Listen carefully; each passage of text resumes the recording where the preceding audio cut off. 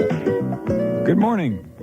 Good morning, and welcome to the Monday edition of the WINY Talk Show. It's Monday, April 15th. It's, in most parts of the country, the last day to file your federal income taxes, but because we file to Andover, Massachusetts, I guess we have an extra day in Connecticut, so tomorrow is the last day, but I noted in the newspaper this morning that this is the deadline for filing your state of Connecticut capital gains tax forms. So I guess this is good timing for a lot of people in northeastern Connecticut with some of the teachers are home from school. This is a school vacation going on this week. My kiddos are home. And that fact and some of the discussion that I had with people over the weekend about education and about competition and about the performance of our kids in school as opposed to the performance of Asian kids in American schools prompted me to dare to take up an education issue this morning. And I would like to talk about the sort of as a way of having a general discussion about the quality of public education and education generally in the United States and in Connecticut and in northeastern Connecticut specifically, to talk about the proposal some people have made to lengthen the school year, to make the school year longer either by shortening holidays or by going into the summer. In recent years, there have been discussions and proposals in some of our towns of lengthening the school day.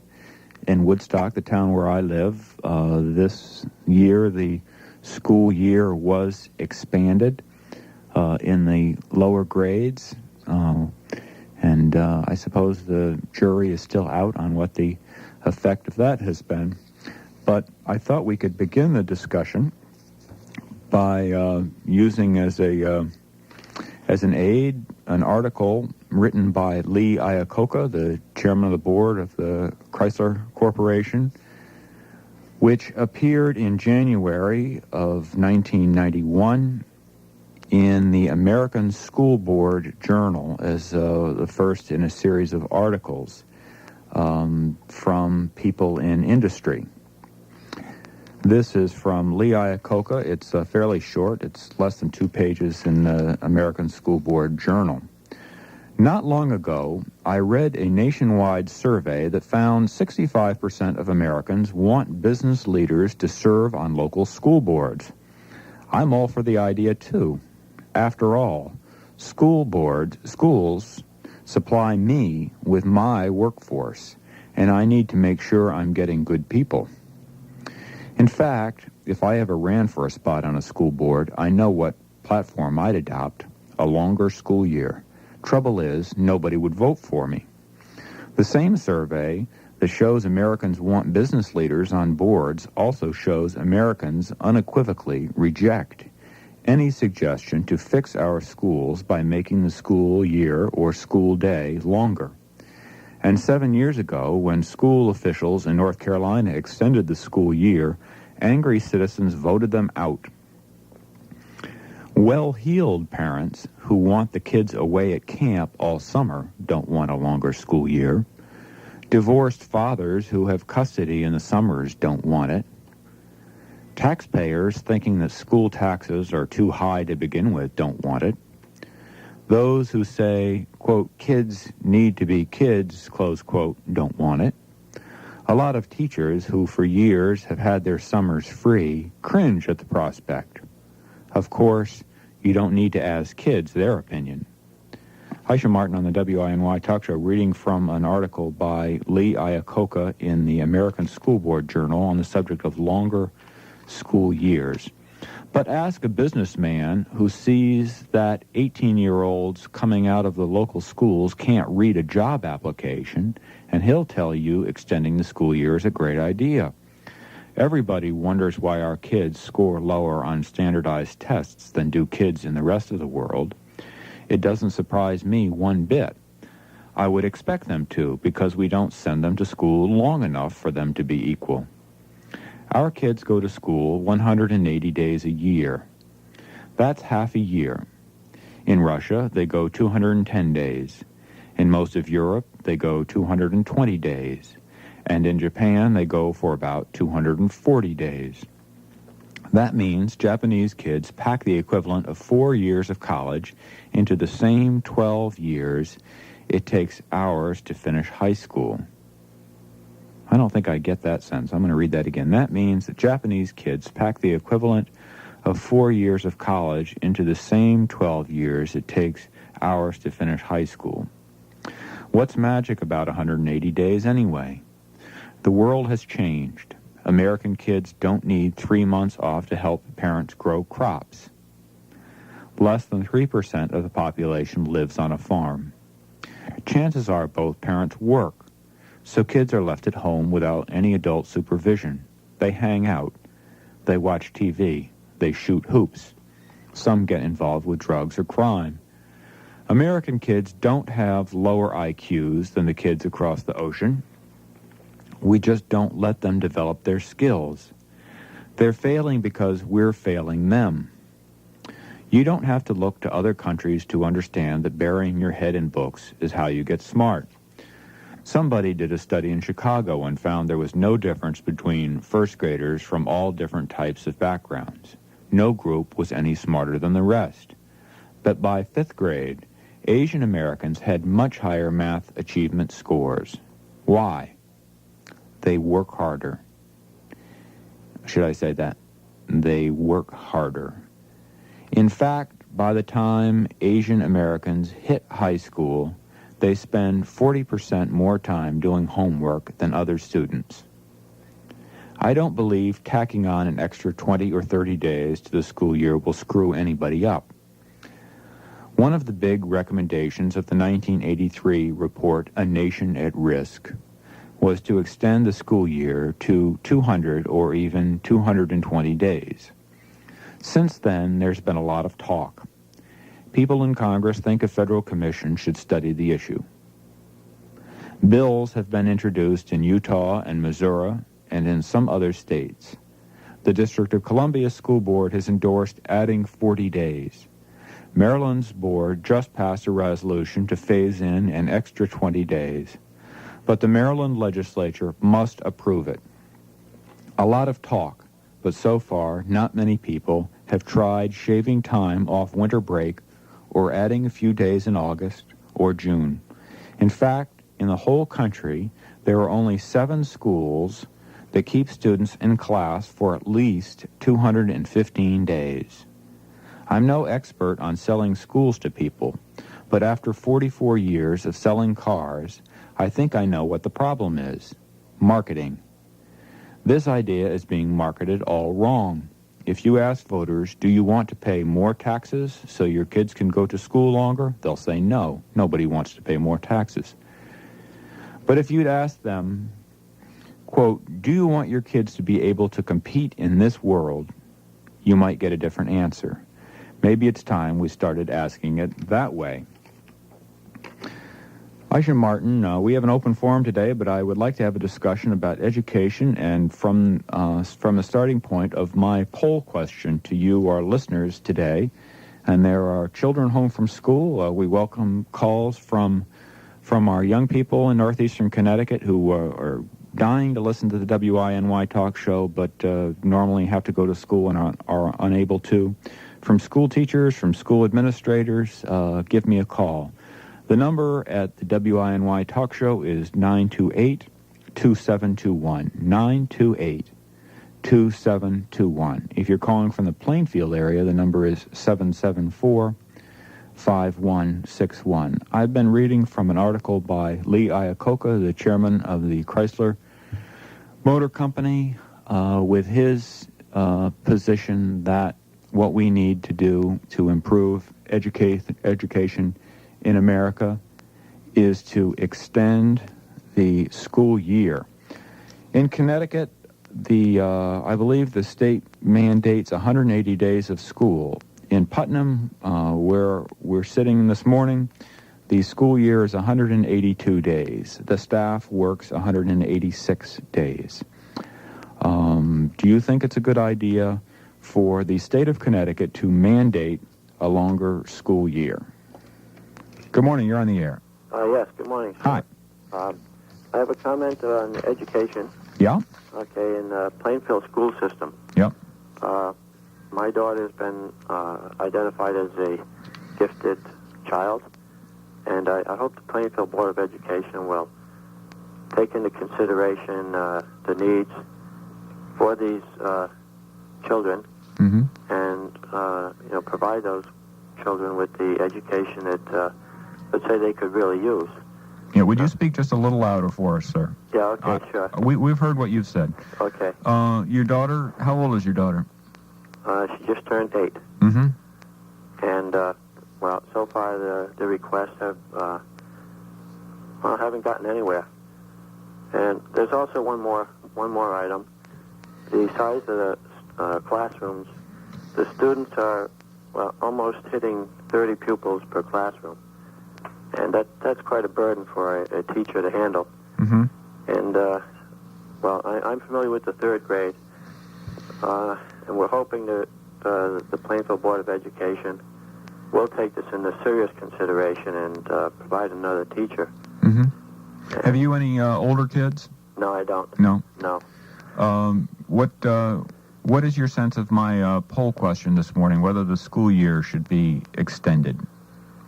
I'd be willing to pay the taxes for that if like I said, the type of education necessary for the child was given. I'd be more than happy to pay that. Do you have the sense that your gifted child is in need of special programming even at the young age that she's at now? Yes, I do. You do? Yes, I do. It's very important the first few years of their education that they become interested and have a little incentive, to keep striving for more education. Mm-hmm.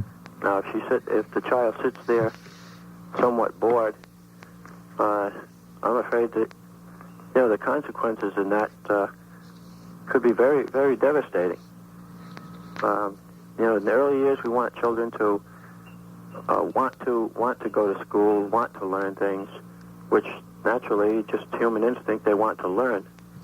Now, when they go to school all day, and they sit there bored and twiddling their thumbs, what's going to happen to them in the early high school years? Are they going to still be willing participants, or are they just going to stay home? Mm-hmm. And, well, I want to keep this brief, so I'll let you go on with your talk show. Okay. It's a very good subject. Than's for joining us, sir. You're welcome. Appreciate it. Good luck with your Bye. daughter. Good morning. You're on the air. Good morning. My daughter goes to Putnam Elementary School. She is in the 2nd grade. Yeah. She is advanced. She was diagnosed as having what they call attention deficit disorder. And I guess... Hey, I've got that.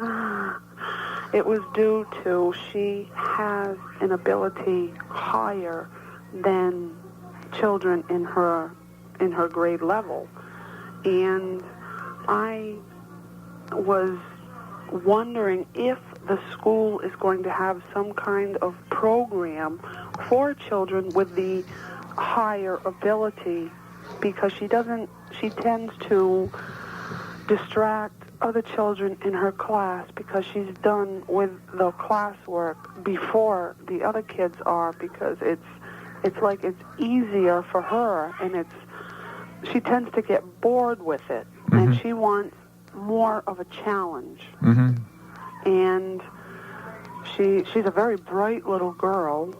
She has written numerous stories and had them published through the school, and she wants to expand. It's like her mind wants to go further, and where she is right now, they don't. And she wants to go further, and I'd like to know if they're going to have some kind of programs for them to go further than the level they're at now. Well, your comments are along the same line as a previous caller. I've had this discussion with friends before, and I wonder if we're right in coming to the conclusion that that the exceptional or advanced student who has its work done and is ahead of the other kids, whether the time sitting with nothing to do is actually all wasted time, or whether our mind has some natural mechanisms for us to fill in that time by the use of imagination and other, workings of our mind that may have some benefit for us. Do we actually have to be doing something all of the time for us to be growing and maturing mentally? Well, certainly she shouldn't bother the other kids. Right. She wants to expand. She has a wonderful imagination. Mm-hmm. And I want the best education for her. She's getting it now. Mm-hmm. She has an excellent teacher. Mm-hmm. But I'm wondering, like, if they have a program for in the morning or like in the afternoon for her ability mm-hmm. to keep her mind working. Mm-hmm. Because I don't want her to interrupt the other children from learning. Right. I would like her to keep going. Mm-hmm.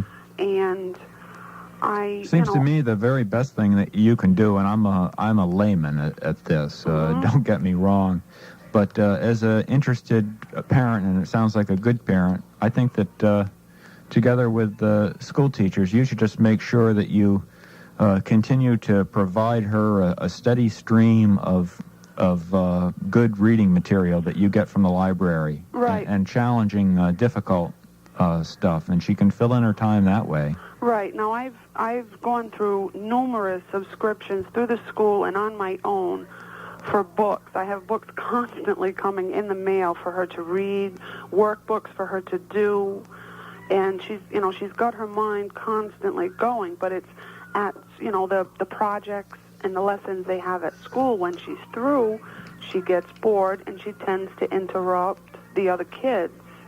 And I'm just wondering if they have, they would have, or if they're going to have a certain program for her type to, mm-hmm. once they're through a certain amount of classwork, there is something else that can be given to them for them to do to keep their mind occupied while the other children are finishing their project.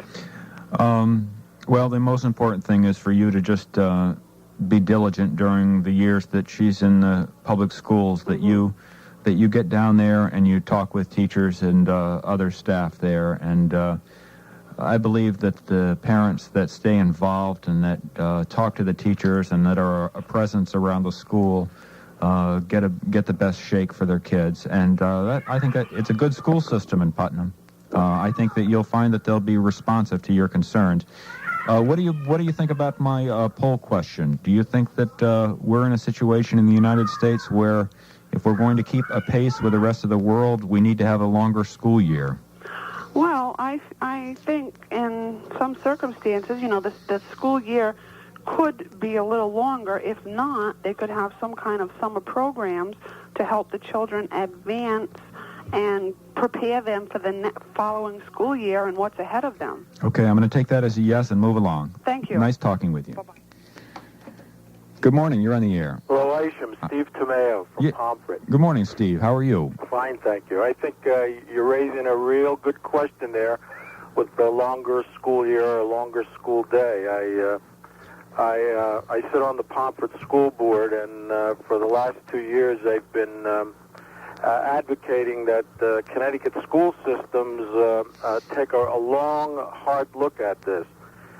My feeling is very basic.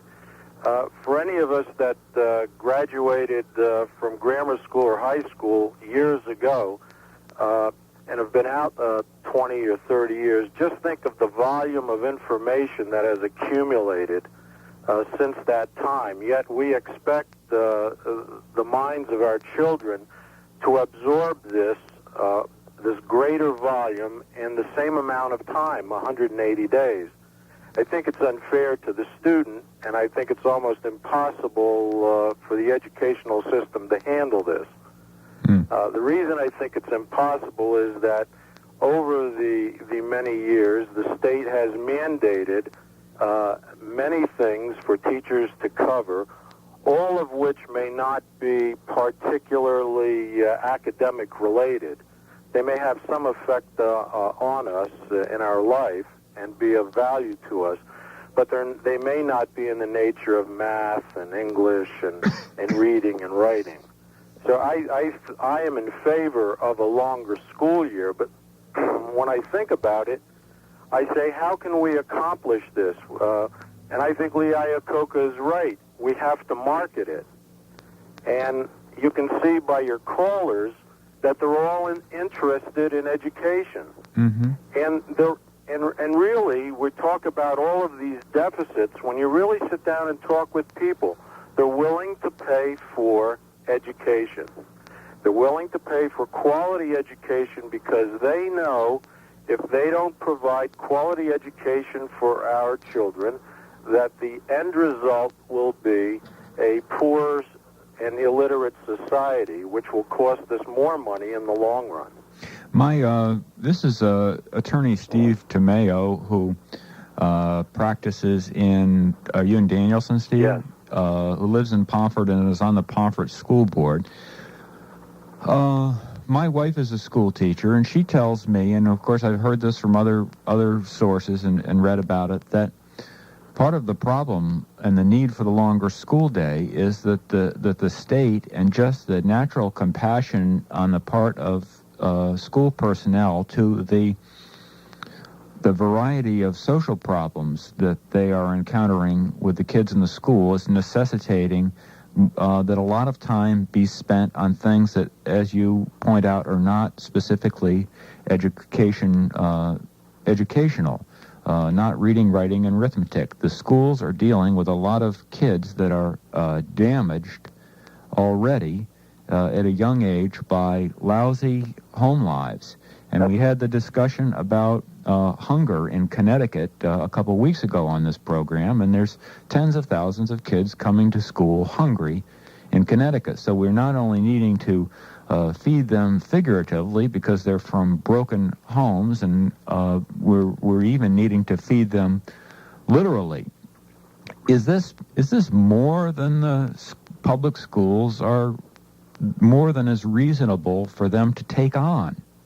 Well, I don't think it's more than is reasonable, and I say it for this reason, is that we've really never addressed the issue. Now, you've addressed the issue, and all of the reading that I've done on this particular matter is all been national in scope. There have been bits and pieces locally. I wrote an article 6 or 7 months ago that appeared in the Norwich Bulletin and addressed it. When we hired a new superintendent of schools in Pomfret several years ago, when he went through the interview process, this question was one that I had raised. I think there's a solution here. I don't think we have the solution yet because we haven't discussed it. It hasn't been put on the table. It hasn't gone through all the various processes that the discussions of this type go through, both at the national, state, and local level. There are some far-sighted individuals. We always hear about Japan. We always hear about some of the European countries. My background is that my are from Italy, and periodically I've had the opportunity in recent years to go over and visit my first cousins over there. Their children go to school Monday through Saturday. They get home a little bit after noon on Saturdays. Some of the local private schools in our area and also throughout the United States have Saturday classes. Mm-hmm. But I wasn't particularly impressed when I was in Italy regarding the grammar school education because they, in my opinion, do not give the average child really the opportunity to go on for higher education. In other words, what they say is, look, you're of average abilities. We would prefer that maybe you go to more of a technical college where you would be like a teacher's aide. And whereas here, a student can say, look, I don't want to be a teacher's aide. I want to be a teacher, and I'm going to study as hard as I can and try to accomplish my goal. And they can go down to the University of Connecticut or go start at QVCC. So we allow that opportunity. So consequently, I think in our student population, we have a greater percentage of average, nice people that go out and become successful individuals in this life. And Steve, I know you to be a hard-driving person who has been successful in your career. I have to believe that you studied very hard in school and that you probably still are working hard to make a success of yourself.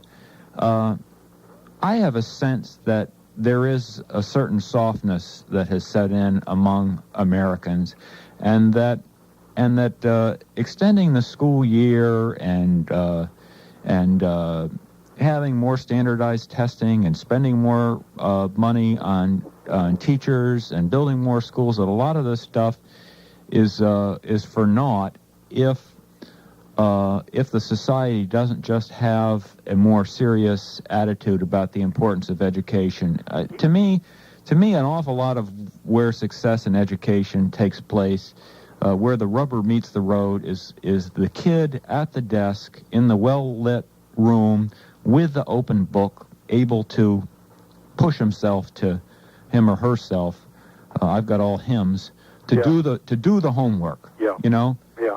And I wonder if we're really doing that. Well, I would think. I think out here we are. I don't think we can have the great social dilemmas that the inner city schools do, of tremendous numbers of children who, for the most part, neither have a father or a mother. They may live with one or the other or with both, but the social ills have them being pressured to do things other than study and to try and get a certain amount of academic ability. But I think that to that degree, I think our leaders have let us down. I think they were very well intentioned through the 60s when they proposed all of these social reforms. And I think for the most part, a lot of those social reforms came from people with very good hearts that wanted the best for America and best for the children. But I think they neglected one thing, and I think they neglected to say, now, we have to put a little pressure here on the student, and we have to put a little pressure on the parent to supervise a little more, to make sure the work gets done at night, to make sure that the parent is interested in the child's education and goes to these parent-teacher meetings. And I think we're getting back to that, don't you? I think we're getting back to basics. I think everybody is taking a hard look at society in general, and I think we're going through a real revolution, both financially, because of the recession that we're in all walks of life. Towns are looking at their budgets. They're being very critical of increases. They're trying to get the most they can out of what they pay for. They're supervising things a lot better. So I think we're a ways off from achieving our desired goal, and may in fact never achieve the goal because our standards are so high.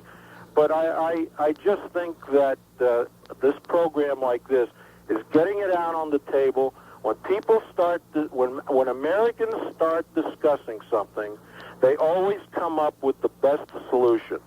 And I think there is, I don't know what the answer to it is. I would prefer to see children have a longer school year because of the volume of work they have to accomplish. Yeah. but I can't say that I could say that an hour a day longer as opposed to Saturday classes would be best, because we have to take into consideration the teachers. They're represented by unions. In some places the janitors have a union. I mean, we have to take into consideration so many things that we have to really get back to the basics and say, now, what is best for us? We have to decide what the desired result is first. Right. We'll worry about the unions later. That's right. I got to move along. Thank you very much. Good job. Bye. Steve Tomeo, who is on the school board in Pomfret, joining us. We'll be right back.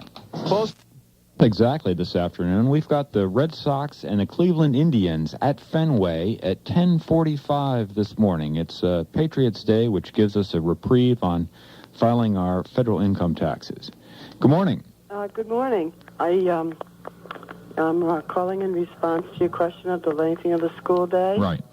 I personally feel it's long enough. I feel that we've given other people control of our kids far too long. We have more illiteracy in this country than ever before. In response to that last caller about more and more education, well, how come we have so many illiterate people? And I think that when I went to school in the 80s after a hiatus of 20 years, I went to school with a lot of people who couldn't be accepted. And now, don't get me wrong, because your wife's a teacher, but, you have a natural inclination to be a teacher. But many people who are teachers could not be accepted by their grades anywhere else. And I went to school with these people, and many of the attitudes that they held toward little children, they should not be in the classroom. Some of them are still there by tenure only. Mm-hmm. If your wife's a teacher, she knows of some of these people herself. Now, what happens today when we hand over so many of our kids for so long of a period of time, the few hours that we get to know them, and I'm tired of being one of those parents and grandparents that is really almost prejudiced by a lawyer or somebody that just calls and says, all these kids come from rotten homes and all this kind of stuff.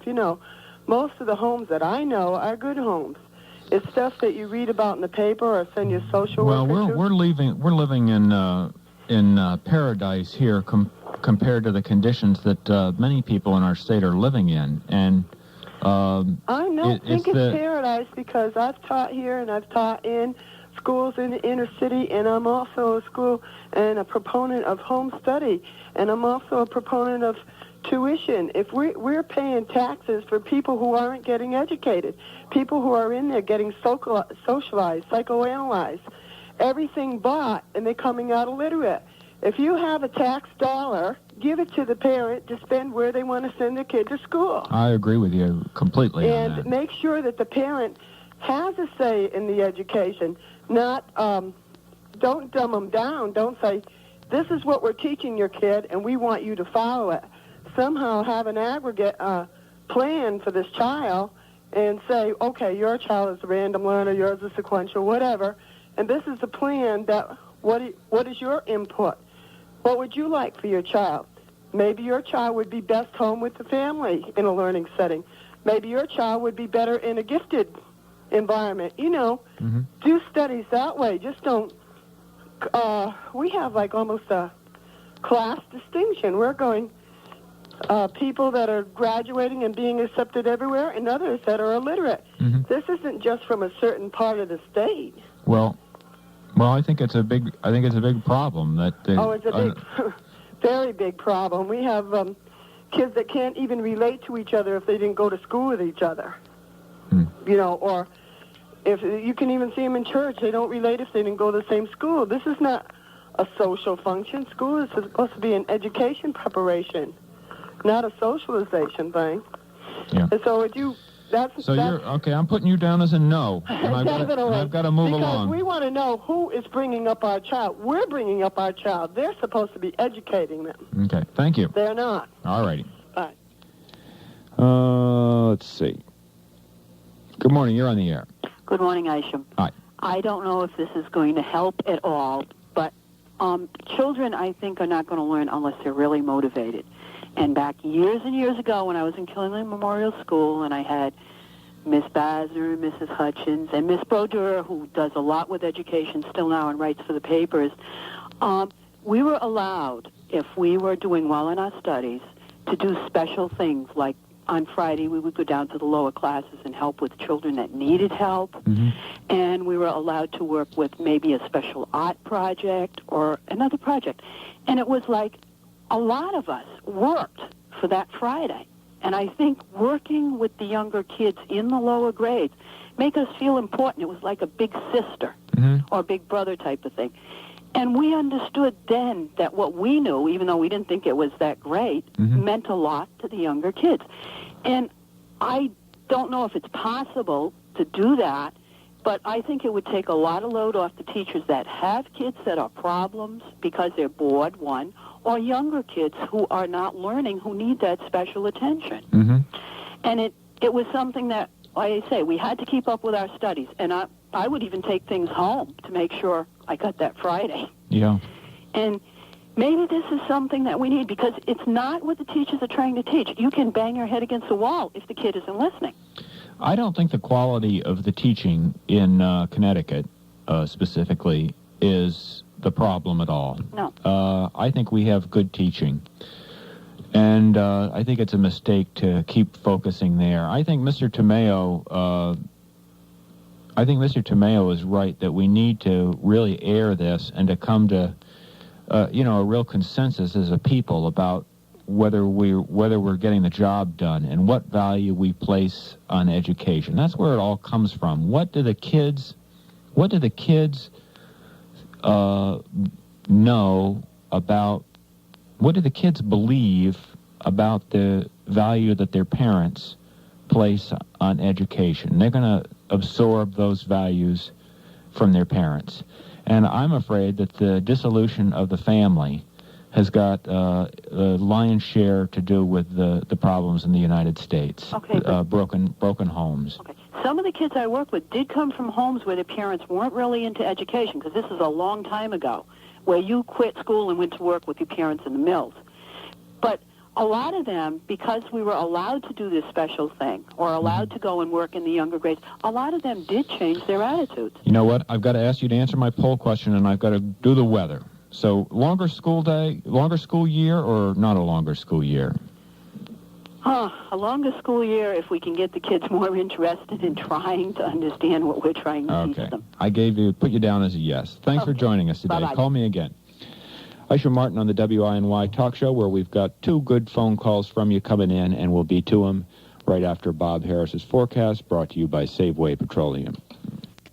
And it's 46 degrees in Putnam by the Cargill Falls. Okay, we're going to ask for these calls to be fairly brief. Good morning. Good morning. Hi, we've got 3 calls. Good morning. Good morning. I have been studying the Town of Kinley education budget published in the Observer Patriot. Good for you. The total budget is $19,824,000. That ought to be enough. $15,867,000 goes to salaries and the employee benefits. That leaves $3,957,000 for the school buildings and the kids. We're paying huge salaries, but are we shortchanging the kids in education? Okay. I don't know. What about longer school year? Yeah, I think it should be, but you know what they're going to holler? They're going to holler for air conditioning of all the schools. That's going to be another big cost for the taxpayers to assume. Okay. Moving along. Thanks a lot. Good morning. Hello. Yes, I'm a student at Plainfield High School, and I believe that in reply to your question there, I believe that, yes, there should be a longer school year. Yeah. What grade are you in? I'm a senior. You're a senior. Do you think Attorney Tomeo phoned in? He's on the school board in Pomfret. He said that there's so much information in the modern world that kids need to absorb that you simply need longer in order to get all the information. Do you think that's part of it? Or are you just worried about competing in the marketplace for jobs? Well, I believe, yes, that his decision was correct in that, but as for another reply that you had talked about with parents and concern of education, yeah, my parents are extremely concerned in my education. I mean, they want it furthered.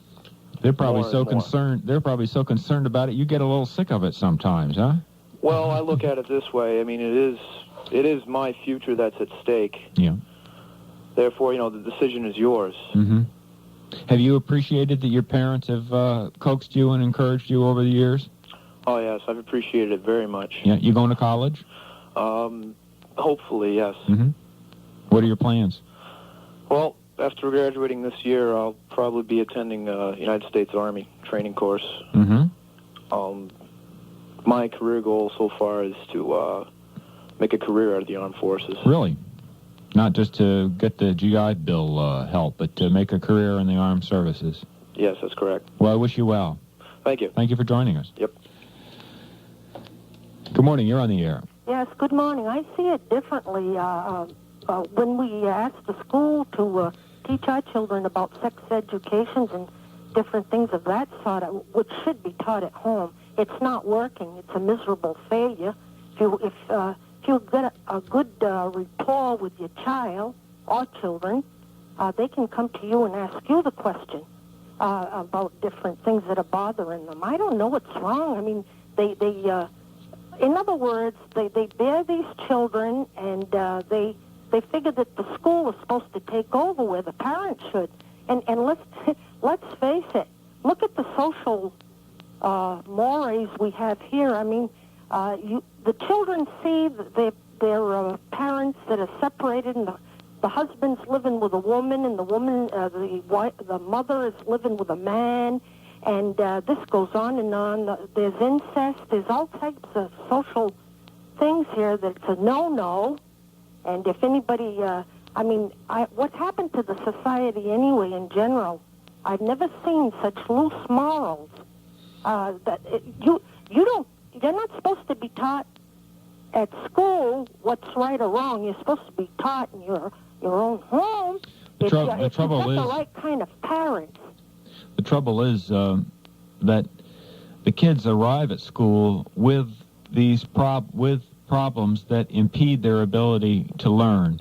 And the teachers, God bless them, mostly are compassionate, caring people, and they love these kids, and they see that these kids are messed up. And so they end up, feeling the need to help kids with a lot of these other things that are bothering the kids. They can't just send them home. They can't just say, well, this kid's been messed up at home. I'm not talking about that. Yeah, I mean, I'm not blaming I'm saying as a practical problem, the teachers have got their hands full. Yeah, they got their hands full because the parents aren't doing the job. Well, you're right. That's the problem there. And whether the school year is extended or not, that's not going to solve the problems. The social problems that need working on. I mean, the drugs and all the other garbage that these children are being shown that it's perfectly all right to do these things. I mean, they're not even responsible for their own actions. There's something very radically wrong when people start to think that the school is supposed to teach all these things, morals. I mean, all these morals. This begins at home. You've got to teach the child by example. All right? I agree with you. Bye-bye. Thank you. Good morning. You're on the air. Good morning. I guess you can put me also down as a no. Okay. Not to extend the school year, but I guess for a slightly different reason than the previous caller. I think we need to examine what the children are learning in school, but in a different area. I hear that at the new school they just built in the Danielson area. Yes, Killingly Intermediate School. Right. They have classes on Legos and how to build models. And also, I guess there's a reading-type class of some sort where the teacher just actually sits and reads to the student. At this age, in 5th grade and up, they need to be reading on their own if they're going to be improving their reading skills. And my daughter attends KMS. She's in 3rd grade. Mm-hmm. And she's come home with some things that I've wondered why it is they're teaching them these things. Can I read you a short caption under something she was given to color? Sure. It says, the manticore lives in the Indies. It has the body of a lion, a spiked tail with the sting of a scorpion, a man's head with 3 rows of teeth and gleaming blood-red eyes. Its shrill voice sounds much like a flute. It is very powerful and can jump great distances. It is a ravenous beast, particularly fond of human flesh. Now, I know that is it Attorney Tamayo? Yeah. He says that they were going back more to the basics. You know, they thought that the schools were seeking more to go back to the basics, but it looks to me the opposite. Mm-hmm. When we were in school, it wasn't that long ago. I mean, I'm not even 30 years old. We didn't have Lego classes and models. We had things like shop, but things that would help the kids at home, building or cooking. But it seems to me that things that they could do. Well, it's a good question whether even like the extended school days in the towns here, whether the school day is filled up with some extraneous stuff to give the teachers a break or the kids the break, and whether we're getting the best out of the hours that the kids are already there. Well, that's it. I think you may be wrong about the issue of children in 5th grade being read to. I'll let somebody else tackle that, but I think that there may be some benefits to being read to that you might be missing. I've got to move along to one more call. Okay. Thanks a lot. Okay. Good morning. You're the last call. I'd like to say something about what the lady just said about reading and about the Legos and stuff. Uh-huh. Go ahead. You got 40 seconds. Okay. I am in 5th grade, and